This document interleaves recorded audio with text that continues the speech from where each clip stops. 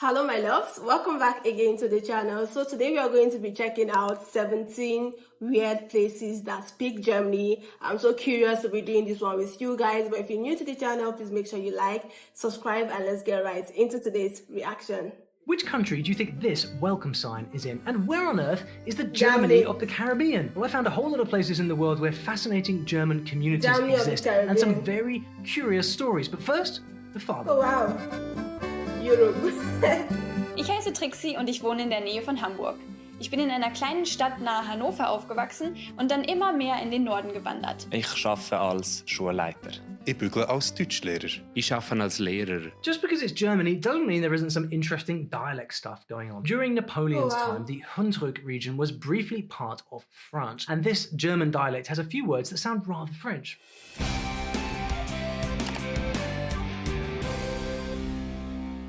Yeah, that last one doesn't, but I can explain. Simple story. In 1800s Hunsrück, they didn't really know much about bananas yet, and so they called it a yellow fat bean. A century later, they figured that bananas must come from Greece, and so they gave it a Greek name, and I guess it stuck. Even today, there are many ways to speak German in Germany, but German is actually an official language in 6 countries: Germany, Austria, Belgium, Luxembourg, Switzerland, and Liechtenstein. And there are German-speaking populations in all of these countries too. Basically, Europe loves German. In Belgium, only 1% of the people speak German, and they are mostly in this tiny area of Wallonia. It used to belong to Germany until World War I came along.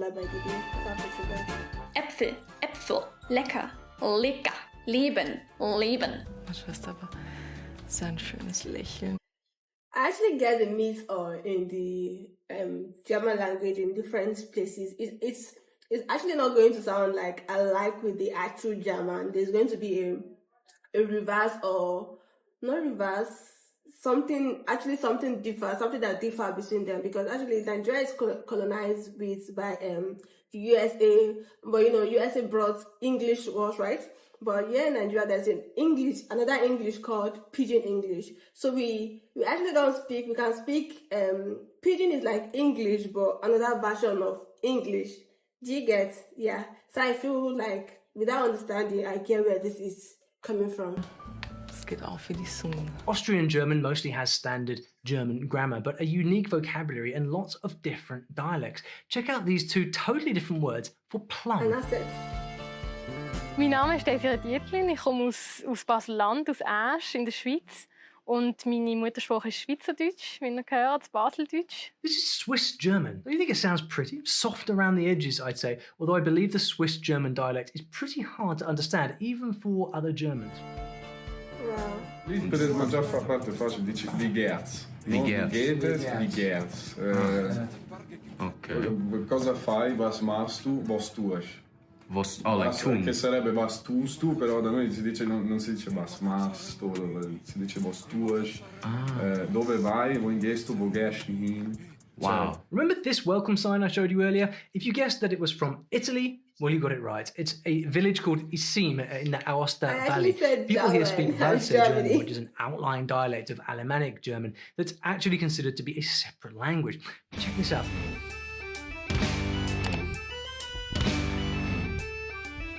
So what's the deal? Well, their ancestors migrated here in medieval times, and you can see how very isolated these valleys are. It's the perfect place to keep an archaic dialect alive. But I'm excited to take you out of Europe now. Are you ready? By the way, I have lots more of these language stories I want to share with you. So if you're enjoying this so far, click these little buttons around the screen and more will follow. Wir stehen jetzt vor dem Farmhaus. Können Sie etwas über die Geschichte erzählen? Ja, das Haus ist von meinen Urgroßeltern erbaut, die 1890 aus Deutschland ausgewandert sind. German is big in Namibia. So many of the street names and building names are in German, and many Germans live in pretty colonial towns like these. Also, have you seen the mind-blowing desertscapes? Namibia used to be a colony of the German Empire, and up to 30,000 Namibians still speak German as a native tongue. It used to be a co-official language, but it's now a national language along with English, Afrikaans, and several indigenous languages. Ich heiße Wilhelmina.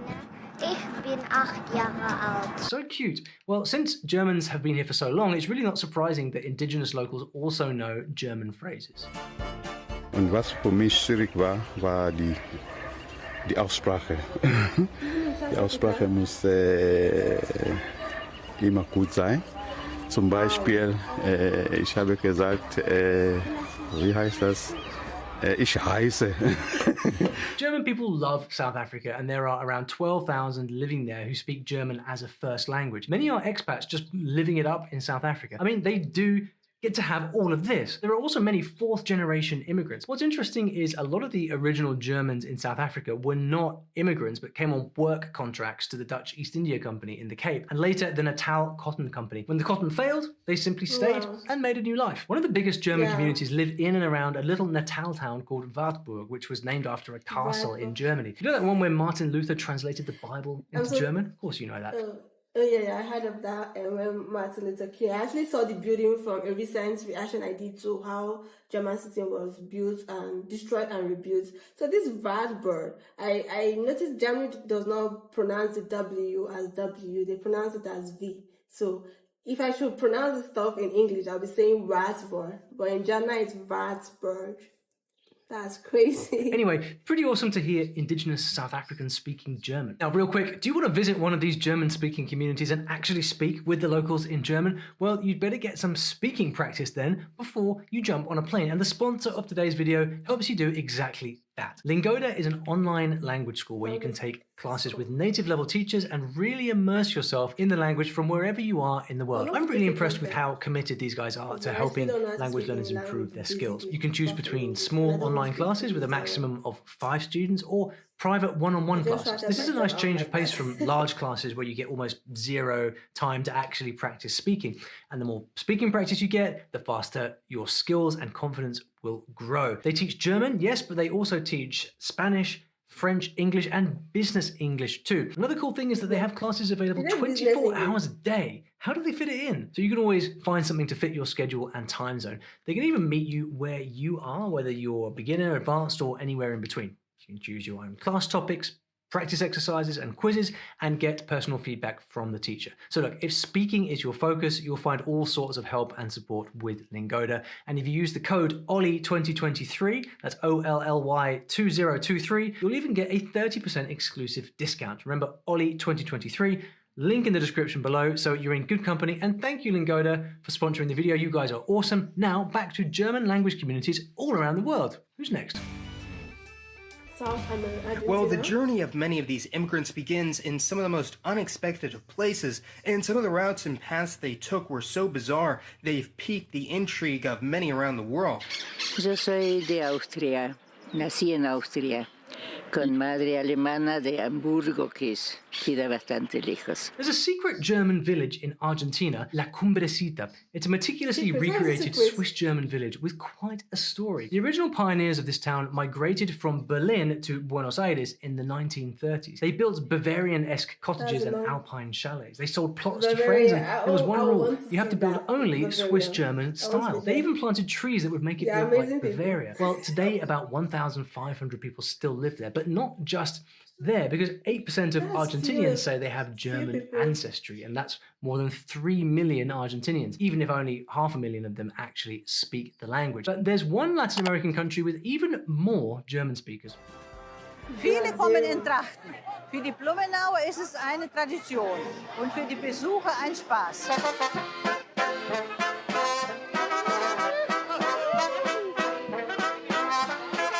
Fun fact: Oktoberfest in Santa Catarina is considered to be the biggest German festival in the Americas and the second biggest Oktoberfest celebration in the world. Who knew? Anyway, Brazilian German is strongly influenced by Portuguese and to a lesser extent by Italian and indigenous languages, and there are about 3 million who do actually speak German at home, not just in their dreams. I think I know what she means, as I see everywhere around me a world I'd never expected to find in the land of sun, sea and samba. Wie geht's, Dietmar? Gut. Gut? Ja, ja. Geradeaus. Geradeaus. In Espírito Santo, they speak a dialect called East Pomeranian, and the main variety of German in Brazil has this long name that I just cannot pronounce, so don't judge, I'm still getting to German. Der Wagen steht schon vor der Tür, mit Weib und Kind marschieren wir. Here's an interesting story for you. Ever heard of Volga Germans? Well, Volga Germans are German Russians, and between the 1870s and 1910s, about 320,000 of them came to Colorado from the Russian steppes of the Volga River. They'd been invited to Russia by Catherine the Great to establish 104 German villages, but later Russia revoked many of their privileges, so off they went to South America instead. Here's a little language sample for you to check out.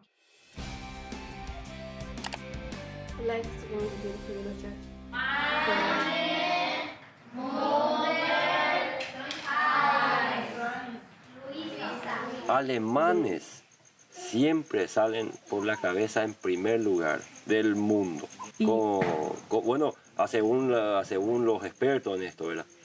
Dicen que los alemanes tienen la mayor parte del juicio del mundo. Nueva Germania is a district of San Pedro department in Paraguay, not too far from the capital Asunción. Strange story, there was once a German effort to create an Aryan colony. It was founded as a German settlement in 1887 by the brother-in-law of the German philosopher Friedrich Nietzsche. The plan was a failure, thank goodness, and many of its founders abandoned the colony, but not all of them. And today, most of the population in the area still speak a mixture of German and Guarani. Imagine that. Not my strangest story of the day, mind you. Wait till we go down under. Venezuela. In 1843, a group of 390 immigrants from Germany's Black Forest arrived in another forest in Venezuela. They were scientists, naturalists, writers, and painters, and they founded a village called Colonia Tovar. It was forbidden to marry outside the colony, but eventually the Misty Mountains worked their magic. Anyway, today it's called the Germany of the Caribbean, and they're pretty famous for hosting their own version of Oktoberfest, but the dancing does not stop there.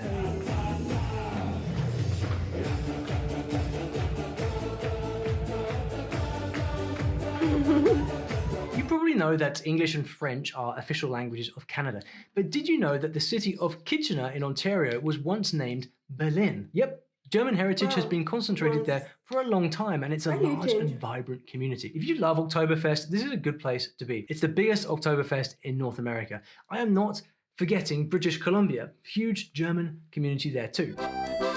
Those of you from the US, I really want to hear if you've ever encountered these next two types of German. So German immigrants in the Midwest came from different parts of Europe and Russia and settled in communities in Missouri, Kansas, and one very well-known community in Bismarck, North Dakota. Actually, the Dakotas are pretty interesting. Apparently, they're the only states where German is the most common language spoken at home after English. But two special varieties got my attention.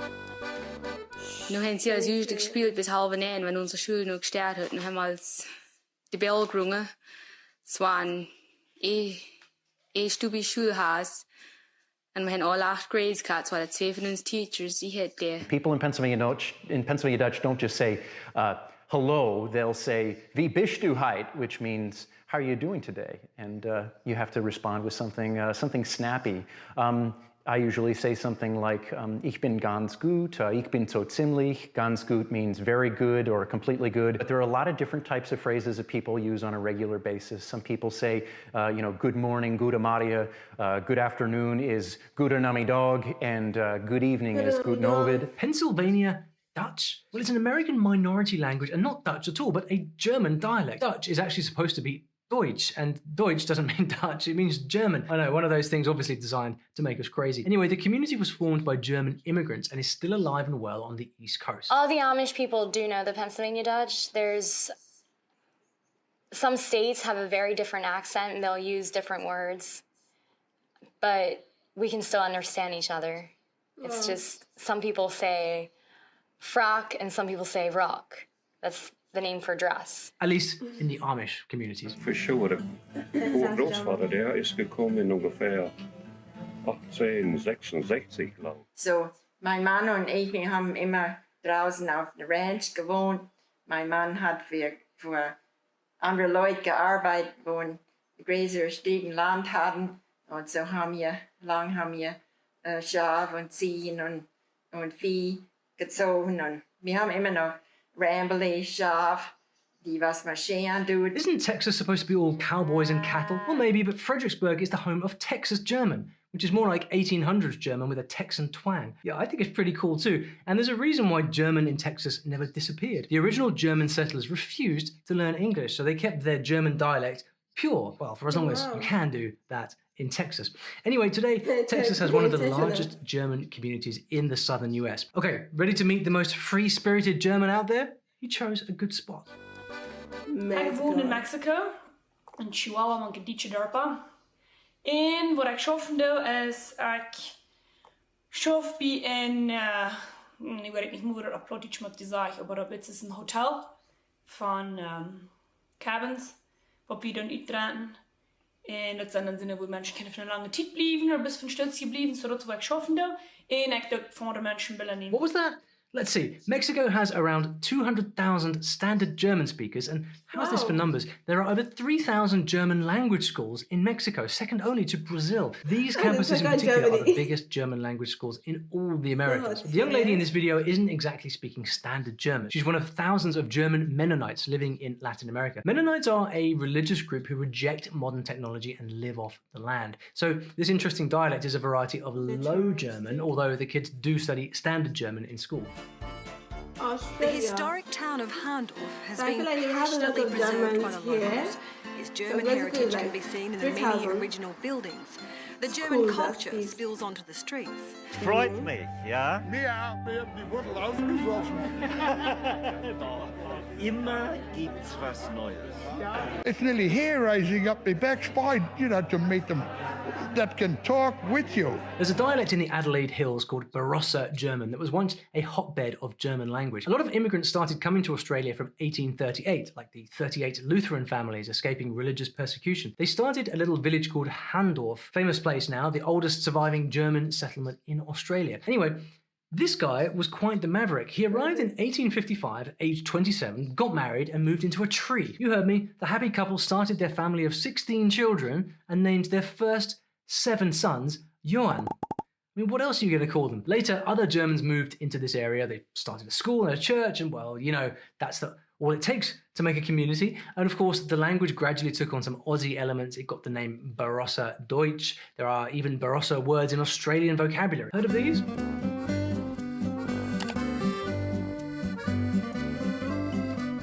Anyway, the Herbigs now have over 800 descendants, and Australia now has 75,600 German speakers. Precisely, I'll have you know, and over 1 million with German ancestry. Guys, don't be mad at me if I've missed your German dialect. I'm leaving space for you to tell us about it. Let us know in the comments if I've missed anything here. So now that we know where the world's German communities are, surely we should ask, where did the German language come from in the first place? Don't know? Lucky you. You can watch that fascinating story right here. I honestly think the first German language came from Germany itself, because Germany is like the original speaker of German, Dutch. Well, this was actually very informative to hear, and seeing that some other countries still speak German. I actually thought Germany language is peculiar to them alone, and probably in neighboring countries. Did Germany actually colonize any country, like colonize them?